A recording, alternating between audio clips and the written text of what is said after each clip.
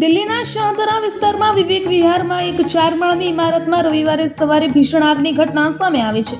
આ દુર્ઘટનામાં 9 લોકોના મોત થયા છે. બચાવ અને આગ બુઝાવવા દરમિયાન 10 થી 15 લોકોને બચાવવામાં આવ્યા છે. તેમાંથી 2 લોકો ઘાયલ થયા છે. ઘટના સ્થળે પહોંચેલા ભાજપના ધારાસભ્ય સંજય ગોયલે જણાવ્યું હતું કે સવારે લગભગ 3:45 આ આગ લાગી હતી અને જોતજોતામાં ઇમારતના 4 માળમાં ફેલાઈ ગઈ હતી.